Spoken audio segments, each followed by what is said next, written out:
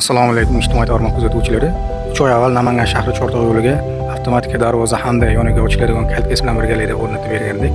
Ustolar hamon ishlashyapti. Yoniga yana bir joy ochilganligi uchun shinamgina kichik avtomatik darvoza o'rnatib berdik. Bu yer polностью obzorini, xudo xolasa, ustolar bitirib chiqishgandan keyin yana obzor qilib beramiz. Hozir biz keyingi o'rnatgan joyimizni ko'ramiz.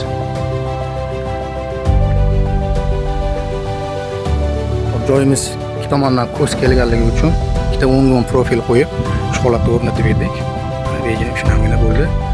Chertdagi holatini ham ko'ramiz. Mana svet yo'qligida ro'shnoy holati ham bo'ladi. Ichkaridan ko'rinish holatdagi.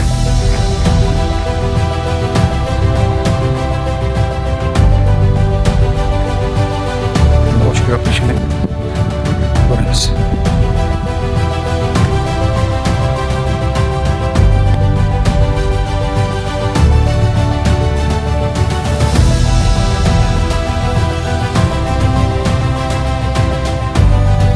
Obyektimizde to'liq videoni ustalar bitirib ketishgandan keyin obzor qilamiz.